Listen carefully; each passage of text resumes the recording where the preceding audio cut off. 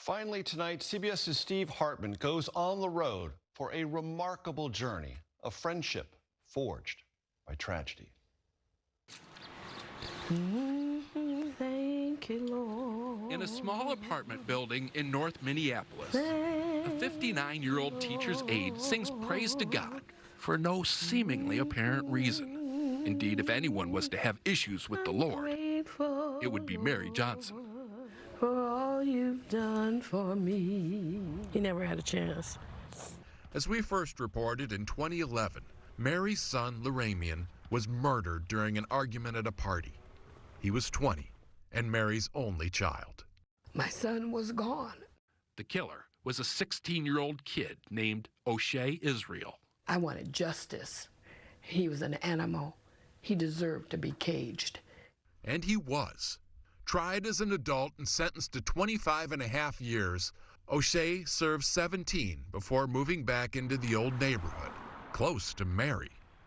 This close. He lives next door. Next door. How a convicted murderer ended up living a door jam away from his victim's mother is a story not of horrible misfortune, as you might expect, but of remarkable mercy. What'd she say to you? I believe the first thing she said was, look, you don't know me, I don't know you, let's just start with right now. And I was befuddled myself. That was when he was still in prison. Once released, they met regularly, until one day Mary introduced O'Shea to her landlord and invited him to move next door. Unforgiveness is like cancer. It will eat you from the inside out. It's not about that other person. Me forgiving him does not diminish what he's done.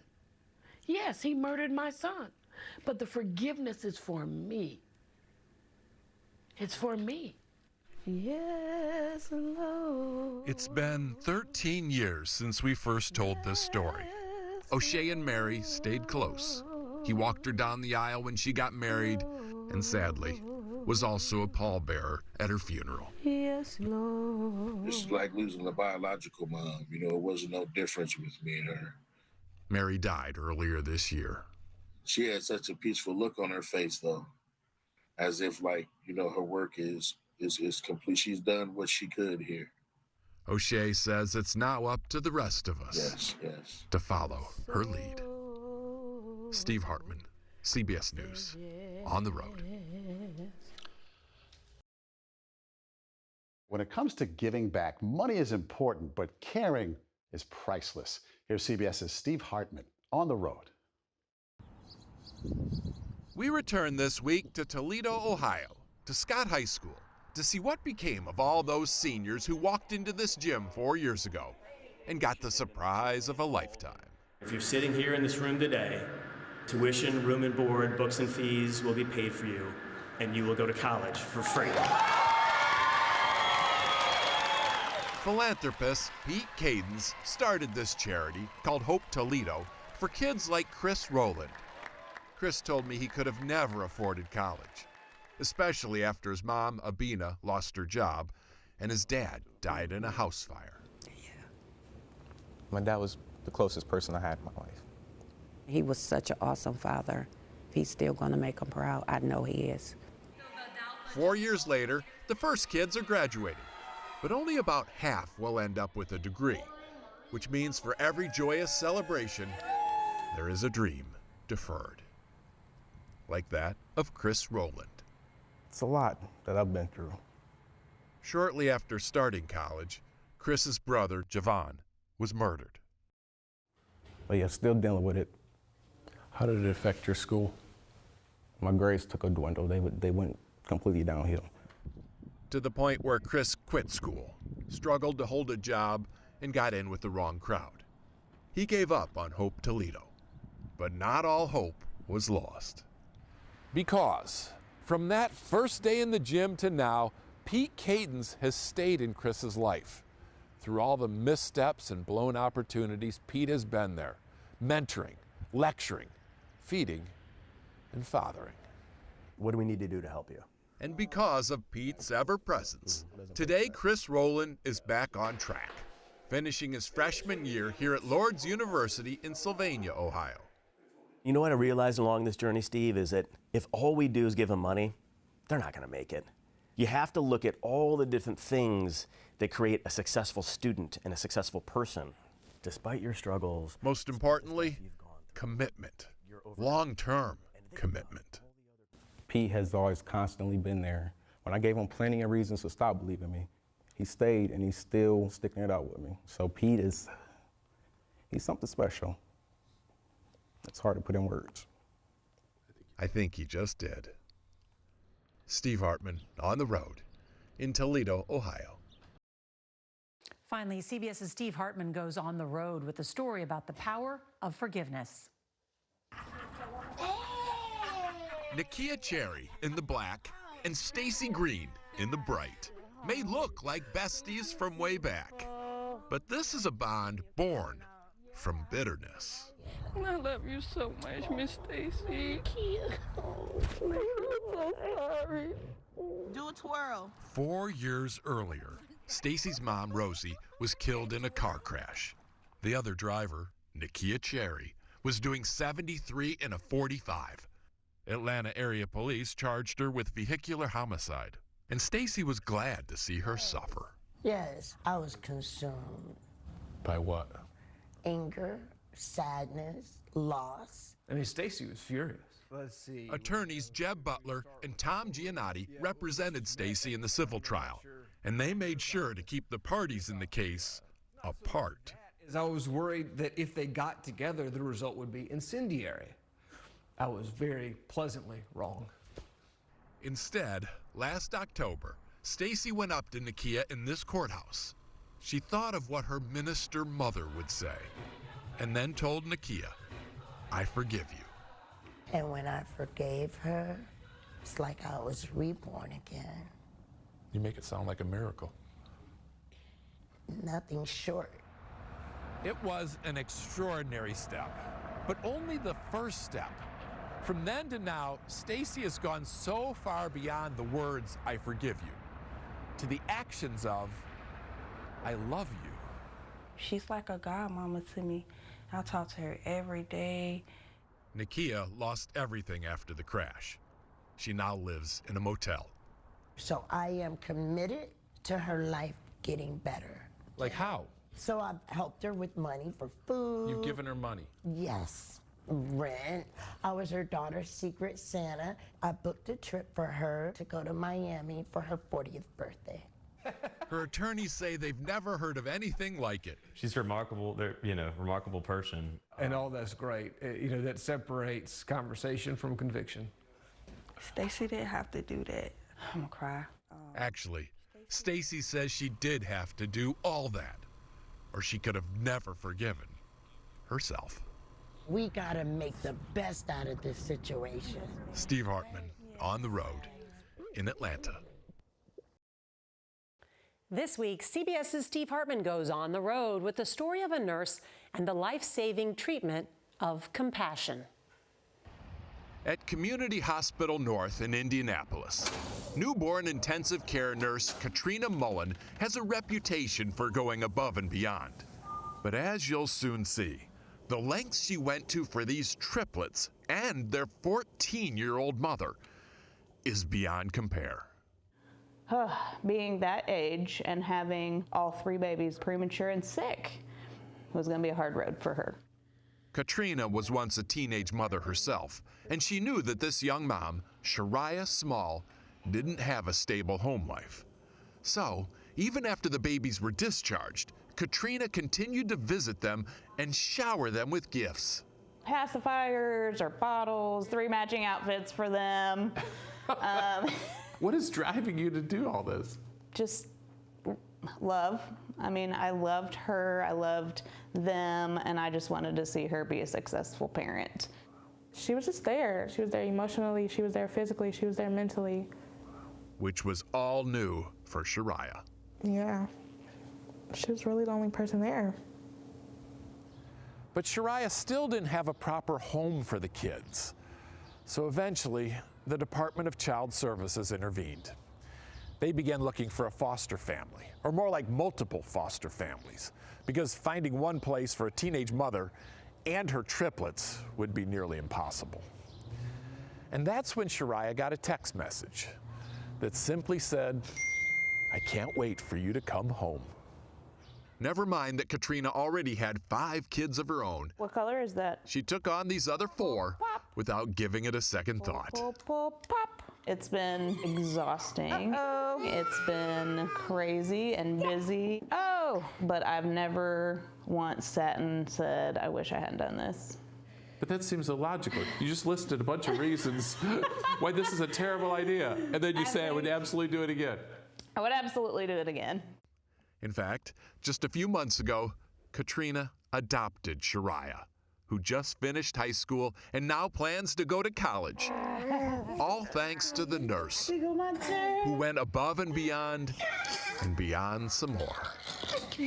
Steve Hartman, on the road in Indianapolis. Finally tonight, CBS's Steve Hartman goes on the road with a high school football star who's using lessons from his painful past to give others a brighter future. When Lincoln East High School football phenom, wide receiver Malachi Coleman announced he'd be playing for Nebraska next season, it was the completion of the ultimate Hail Mary.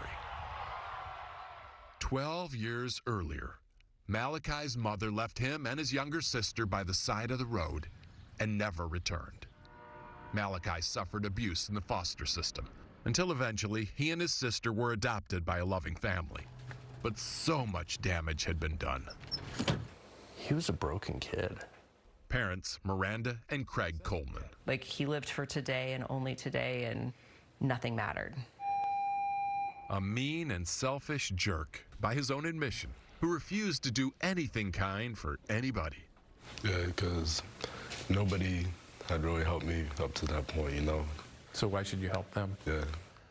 So, when the Nebraska School Activities Association ruled that high school athletes could now profit off their name and likeness, it came as no surprise that Malachi was first in line. The shocker was how he planned to spend it. Never could have predicted. No, it was his idea. They say Malachi walked into this local restaurant and offered to promote a burrito on condition a portion of the profits go to one cause. Put it towards advocating for the foster care system. Nick Maestas is the owner. How would you not want to be on board with that?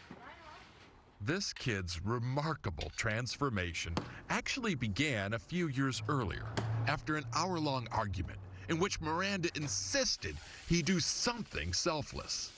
Yeah, I threw out at least 100 ideas of things he could do. And exasperated, I finally said, what about holding a door? Can you hold one door for one person? And he finally was like, I can hold a door. The next day at school, he held a door, then another, and another. At church, he held the door for the entire congregation, till now he says kindness is his passion. Hi, Miss Daly. So you're saying all this charity stemmed from you holding a door for someone? Yes, because once I realized how good it makes me feel to help other people, it's just something that I knew that I wanted to continue in my life. Hopefully opening many more of the most important doors, the ones leading to a forever family. Steve Hartman, on the road in Lincoln, Nebraska. Finally tonight, CBS's Steve Hartman brings us a story about how forgiveness can lead to redemption on the road. The man in the green hoodie is Harrisburg, Pennsylvania City Councilman Ralph Rodriguez, trying to scare away a would-be burglar. He was at this window? Literally at the window. I saw him prying into here. The guy was trying to break into the office of a nonprofit Rodriguez runs. He just kind of took off. Just kept running Just that way. kept going, yep. All the perpetrator left behind was this grainy image on a doorbell camera.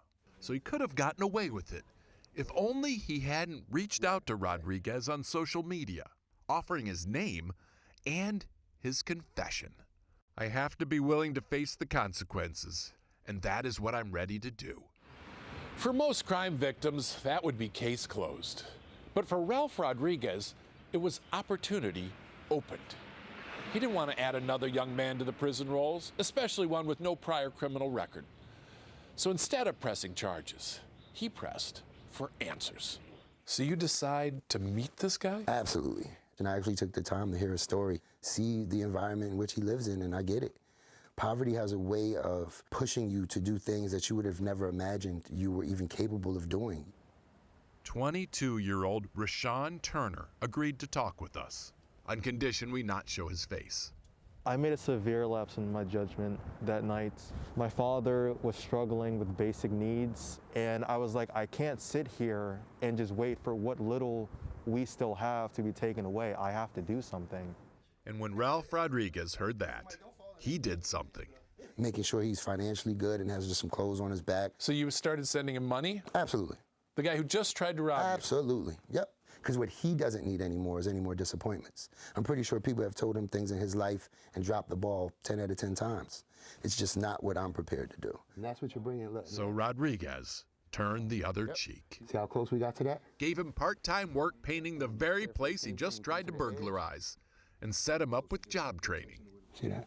I thought that there would be no one willing to help me, but you never know, you just have to ask. But I wasn't willing to ask. What are you going to do with this chance? Not waste it. Let me look up this permit test. Ralph Rodriguez, the best kind of crime fighter. You just need a shot. Steve Hartman. Yeah, I'd be remiss if I didn't try my best to get you that shot, man. On the road in Harrisburg, Pennsylvania. CBS's Steve Hartman goes on the road where he found a powerful lesson in parenting. Just outside Salt Lake City, 46-year-old Shauna Austin is about to let you in on a secret. I've never talked about it, ever. As we first reported a few months ago, when Shauna was 20 and single, she got pregnant. She says she wasn't ready to be a mom, so she made the difficult decision to place her baby for adoption. Do you remember holding him the first time? Absolutely. What was that like? He was perfect. And I knew I would have him for a short time. So I made every minute count with him. She called the boy Riley and says she held him for 72 hours straight until the time came to let go. Her Riley was now somebody else's Stephen. And at this point, like with most closed adoptions, a firewall went up between Shauna and Stephen's new parents. No communication whatsoever. And this went on for about a week. It was like, okay, this is the way it should be. She is part of our family. Adoptive parents Jennifer and Chris Schobinger say they had no interest in excluding the birth mother. You know, you can't have too many people loving you, right? Why couldn't he be both of ours? So, year after year, they sent Shauna piles of pictures and these bound books detailing Stephen's every major and minor milestone, like this complete list of his vocabulary. All so that when Shauna was ready and Stephen was ready, they could pick up right where they left off. The two reunited when Stephen was 7. Shauna taught him how to fish, and they have been reeling in the memories ever since. I was blessed beyond words. I kind of got best of both worlds for sure. Stephen is now 26, married with a brand new boy of his own, much to the delight of Grandma Shauna. That was really special. It just brought that full circle around. Especially when she heard the baby's name, Riley. Oh. Felt like that name was just supposed to be in the family. I think the lesson we've learned is that sometimes we create barriers where barriers don't need to be. And when we pull down those barriers, we really find love on the other side.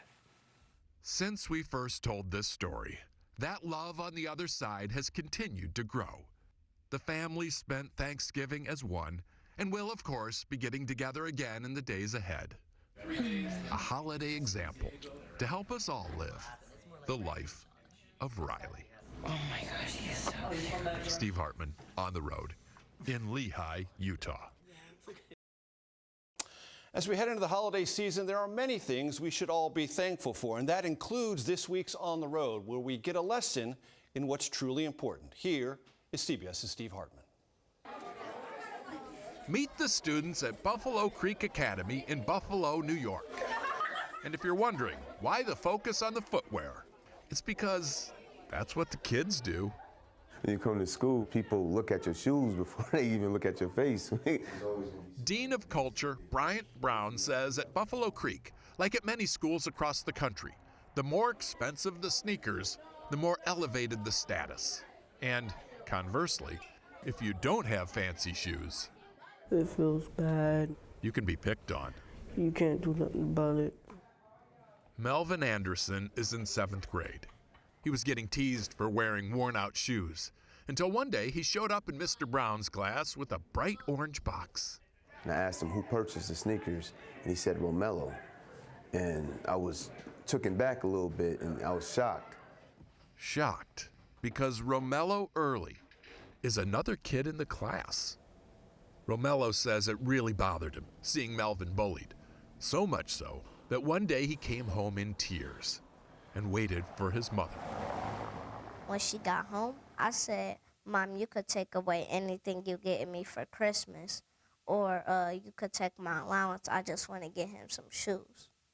Why did this bother you so? Because nobody deserves to get put down based off a pair of shoes that he's going to eventually grow out of. So Romello scraped together $135. It was his life savings, but he has no regrets. It made me feel happy to see that big smile on his face. Was there a big smile? Yeah. Romello says his next goal is to convince fellow classmates that shoes were made for walking, not dividing and diminishing, which is music to the ears of Mr. Brown. It means everything to have mellow hair. Just being a good, role model is going to be infectious, for sure. What started with a single pair of sneakers may now heal the soul of an entire school. Steve Hartman on the road in Buffalo. In tonight's On the Road, CBS's Steve Hartman has the story that expands the definition of being a good neighbor and what it means to be family. Days don't come much worse than this. Is he your husband? Yes. In January of 2021, Jean LeVar's husband of 58 years died in their home. And when the Glendale, Arizona police entered the building, they found such terrible living conditions, they had to condemn her house. So all in one day, you lose your husband and you're homeless. Mm-hmm. Did you expect what would happen next? No, that was a surprise. Carmen Silva happened next. She lives across the street. And although she barely knew those neighbors, when she learned that Jean had no kids or family to turn to, I told her, don't worry, Jean, we're going to fix it. It's one thing to be neighborly, but you've taken it to the extreme. I don't see that. You don't see that? Mm-mm. I've always taught my kids to take care of their elders. So, even though the Silvas live in a small 3-bedroom house with 8 children, they made room for one more. The boys gave up their bed to sleep on the couch, eagerly welcoming their new adopted grandmother. She looks very happy, and I believe it's because she has a whole family now. Do you feel like you found a family? Mm-hmm. Finally? Mm-hmm. It means everything. Just thinking about it. There's nothing better than a loving home. Except maybe 2 loving homes. A nonprofit called Operation Enduring Gratitude, which helps Arizona veterans and their families, heard about Jean's plight. And since Jean's husband was a Navy vet, volunteers went full speed ahead, renovating her old house. We're all joining together to do one thing, and that's to make somebody's life whole. The house is condemned no more, and it's all hers and hers alone. But Jean plans to share it with the Silvas, because that's what families do. Steve Hartman on the road in Glendale, Arizona. If the pandemic has proven anything, it's that nurses are the heart and soul of our country's healthcare system, with an emphasis on heart. And if you need even more proof, here's CBS's Steve Hartman on the road. Tricia Summers swore she met an angel.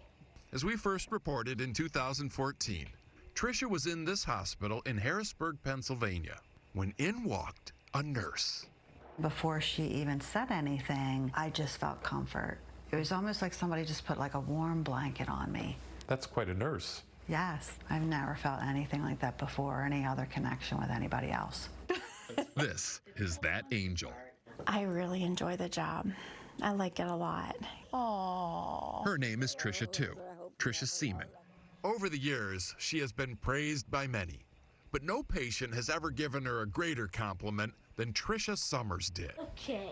The single mom with an 8-year-old son named Wesley had just found out her cancer was terminal.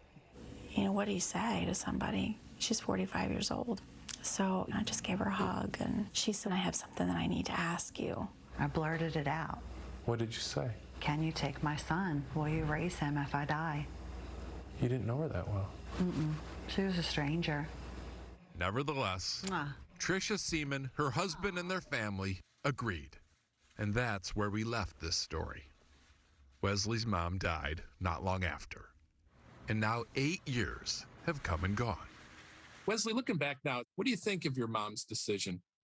I think it was the only thing she could think to do, really. And I'm thankful every day that she made that decision. Happy birthday. Wesley just turned 16. Oh my God. He has his learner's permit. You're doing wonderful.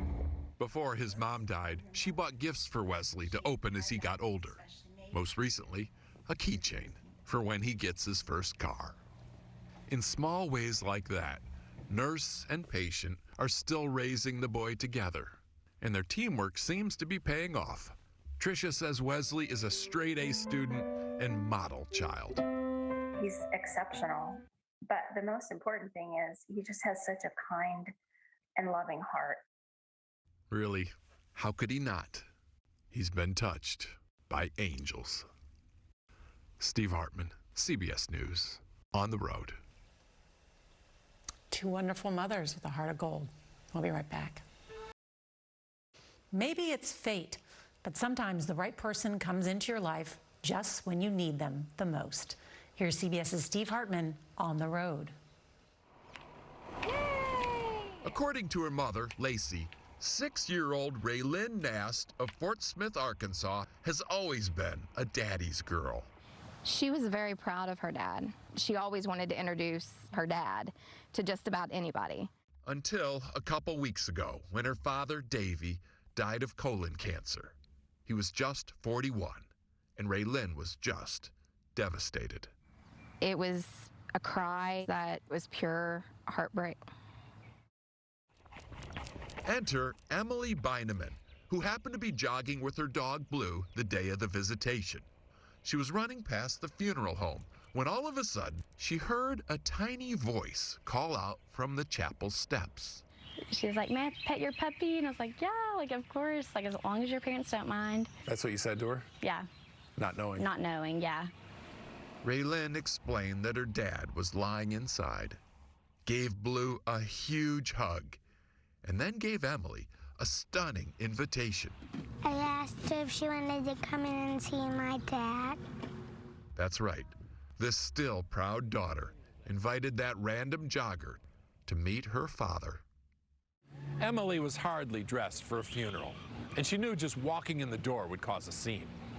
But she also knew this was the last time that little girl would be able to introduce her daddy to anyone.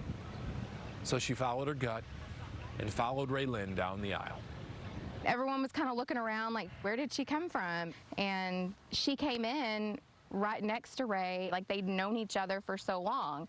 There was that connection there. How could two people bond so quickly? She helped me feel better. Raylyn says it should be no mystery. By her kindness. Raylyn and Emily got together again this week and plan to stay friends forever. Sweet. Of course, no one will ever replace her dad. But Raylyn is clearly on the path to a better place. Yes. Thanks to the kindness of a stranger. Oh, those are good kisses. And the healing power of a warm puppy. Steve Hartman, on the road, in Fort Smith, Arkansas. In a world where everything can change in an instant, one man decided he had no time for grudges. Here's CBS's Steve Hartman with tonight's On the Road. Who could blame Dalen McLee for hating the police?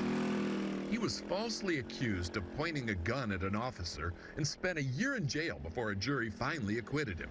Not to mention the countless traffic stops. What happens? Oh, typical running is you just pulling out from your house and you get pulled. No traffic violations. How does it make you feel about police in general? Definitely a lot of animosity, as in, you know, if I seen them, I wanted to go the other way. And that was the bitterness he brought to this street corner in Uniontown, Pennsylvania last month. Dalen says he rushed here after hearing a huge crash. There was just a lot of screaming, a lot of chaos. Oh man, I get chills when I think of it. It was a bad traffic accident involving a police car. Officer trapped inside, gas tank leaking, flames spreading toward the cabin. Another officer who responded to the crash tried to rescue his colleague, but couldn't get the door open. And that's when a lone bystander stepped toward the burning wreckage. That bystander? Mr. Dalen McLee. I don't know how I got that door open, and I grabbed him out. All of a sudden, the door just gets ripped open. Jay Hanley is the officer Dalen rescued. It's amazing when there's true love in people and they can get you out of something like that, no matter who you are or where you've come from. There should be more people like that. And certainly, if there were more people like that, look better, there'd be more moments like this. Finally get to see you, man. I appreciate it. Good, man. God bless you so much, man. Thank you. Last week, Dalen came over to check on Officer Hanley and meet his very thankful wife. Yeah, she's been dying for a hug. So much. He's a good man, I could tell. That's the other thing they're grateful for. Despite all his run-ins with the law, Dalen still believes there are a lot of good cops worth keeping. No, we're waiting for you to get back out there. I appreciate it, man. Thank you. No justice! In times of rage, we often paint groups with a broad brush. But Dalen says at some point you have to go back and fill in the fine lines between good and bad. Because in that subtlety lies our humanity. I want people to start to look at everybody as Americans and not, you know, he's white, he's black, he's Asian, we're people. And when we start realizing that, things should get better. In a small way, I think they just did. And hopefully the world follows suit. I hope so, man. Steve Hartman, on the road. God was with us, bro. In Uniontown, Pennsylvania. It's National Adoption Month, and thousands of kids in foster care are waiting to be adopted into permanent, loving families. Tonight, Steve Hartman's on the road with a single dad and his ever-growing family. When 48-year-old Lamont Thomas became an empty nester, it was the end of a parenting legend. Back in 2001, this divorced father of two took on a foster kid named Michael Perez. He was a good young man, you know, and I just hated to see him in the system. Eventually, Lamont adopted Michael, who now works as a nurse. I don't believe that I would be the person that I am today without the morals that he instilled in me, the family, the extended family that I have now. How extended is that family? I tell you, if I had enough fingers and toes to count. Turns out Michael was just the beginning. That's Marcus. Over the next 15 years, Jamie. Lamont fostered more than 30 kids here in Buffalo, New York, Herman, and adopted 5 of them. JJ. And again, he did this all on his own and with all of his heart. Every child that I have had, it was my goal to make a difference in their lives. You fell in love with these kids, huh? Yeah, proud of them. And you retired from fostering? I did. Go fishing? Oh yeah, did plenty of fishing. Trips? Love all of that. Of course, we wouldn't be here today if that was still the case. Yes, sir. It really was a shocker. I didn't expect for him to restart and to do it all over again. It's just amazing. Today, Lamont is back in the game in a big way. Not long ago, he took on 5 siblings, all under the age of 6. Major, are you eating books? Lamont, who works as a caterer, says he did have other plans for these years. I didn't think it was this. But those plans have now been shattered with mayhem. When was the last time you went fishing? It wasn't this summer. Papa! Yes. Lamont decided to foster all 5 after he found out they were going to be permanently split up. Yes. And to guarantee they stay a family, last month, he adopted them. Very good. You are hereby adopted. I had to help them. They deserve to be raised together. Fortunately, Lamont has a great support system through church and friends. And he's not opposed to adding a wife to the mix, should such a saint exist. Don't lick my mirror, please. But if not, he's also fine going it alone, for as long as it takes to make the difference. Have you calculated when the last one's going to be out of high school? We got a lot of years to go, but it's all right. It's all good. Lamont Thomas, definitely all good. Steve Hartman, on the road in Buffalo. We know who's going to win Father of the Year. That is the CBS Evening News. Thanks to the Jones Day Law Firm for this beautiful view. I'm Nora O'Donnell in Washington. We hope you have a great weekend.